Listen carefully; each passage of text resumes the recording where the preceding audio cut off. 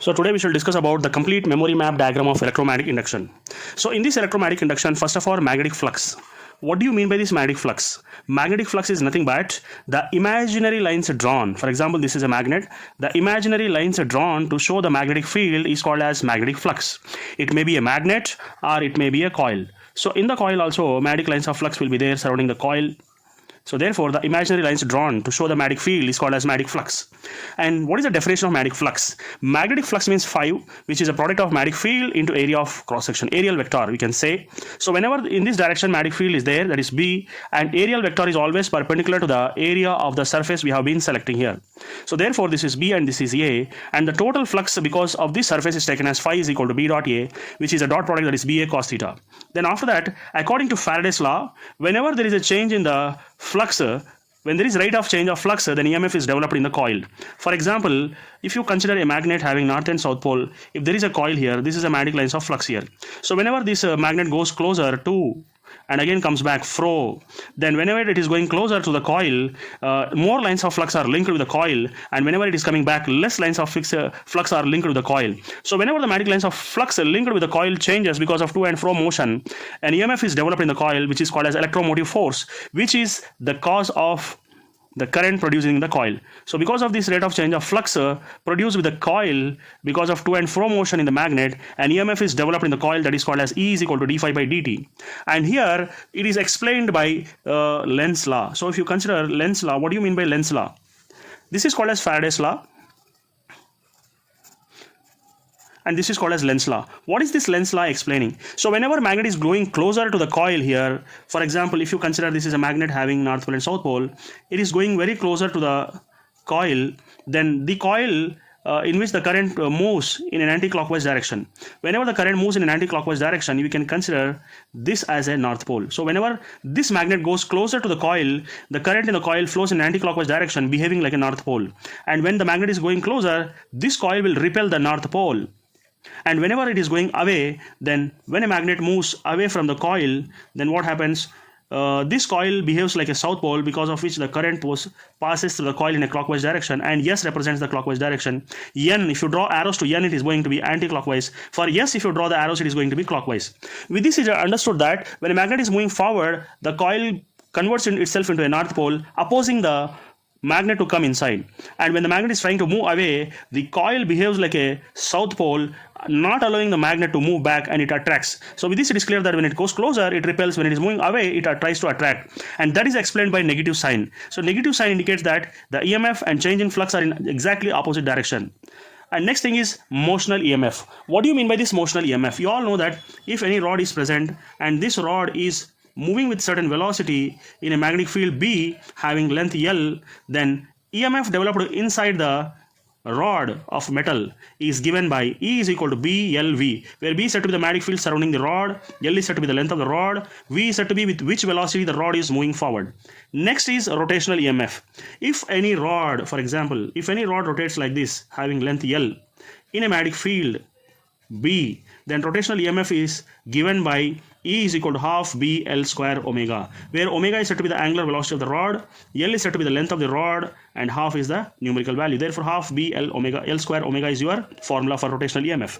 Next, after that, here from E is equal to d phi by dt, we will get one more formula, that is charge. How are you going to find the charge here? To find the charge, a simple formula you all know, that V is equal to I into R, or it can also be taken as EMF is equal to I into R. So anyhow, I into R, EMF is also given by change of flux, rate of change of flux here. So E can be taken as d phi by dt.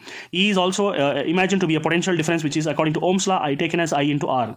So from this formula, you'll get one more identity, that is I can be taken as dq by dt. This R, if you send this side, that is d1 by R, it is taken as d phi by dt. So dt gets cancelled. You'll be getting dq is equal to d phi by R, or it can also be given as change in charge is taken as change in flux by R, where R is taken as resistance. You can consider to be a capital R. This is taken as resistance. Okay, so this is the formula for charge flowing. Then after that, we shall go for rotational EMF is over self-inductance. What do you mean by self-inductance here? So from this formula, E is equal to d phi by dt explained by Faraday's law, we also know that flux developed in a coil in a coil, if flux is developed, it is because of current flowing through this coil. And the more the current flows, the more the flux is developed surrounding the coil. Whenever you remove the proportionality, you will get a constant which is taken as L into I, where L is said to be a self-inductance. So with this, it is understood that whenever the current is passing through the coil, a flux is developed in the same coil, then it is taken as L constant, which is taken as self-inductance, which is given by self-inductance L here. So the value of phi is L into I. So here, in the place of E is equal to d phi by dt, if you substitute the value of L into I, that is d by dt of L into I, if you substitute L is constant, which will come outside, and di by dt will be remaining here. So we get a new formula for self-inductance, E is equal to minus L d phi by dt. And there is one more formula. It is called as energy stored. Energy stored in an inductor is given by U or W, what it may be, which is given by half into Li square. Half into Li square.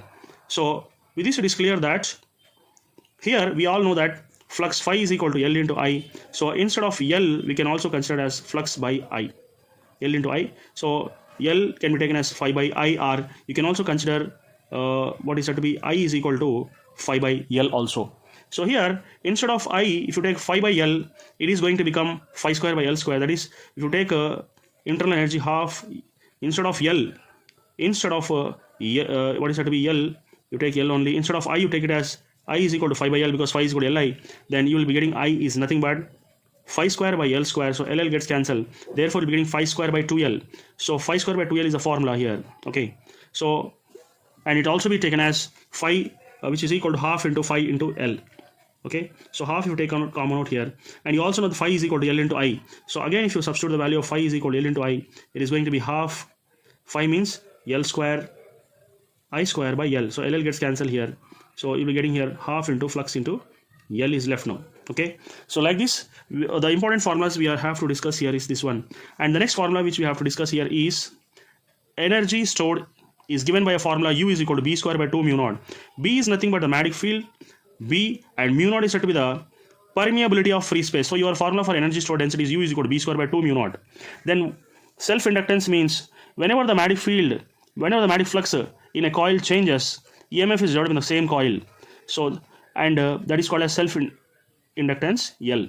And mutual inductance is nothing but, for example, there are two coils taken side by side.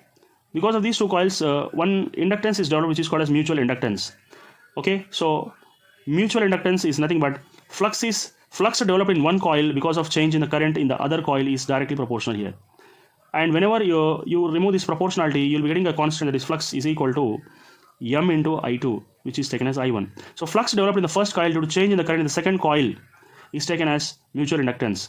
So whenever you remove this proportionality, you'll be getting constant M here. Okay, M is said to be mutual inductance. Therefore, E is taken as minus M di by dt. Okay, and in a solenoid, for example, there is a solenoid having two concentric coils here. For example, there is a solenoid having two concentric coils like this. Then mutual inductance developed in the second coil because of the first coil is taken as mu naught N1 N2. The turns in the first coil is N1, the turns in the second coil is N2, and pi R1 square into L.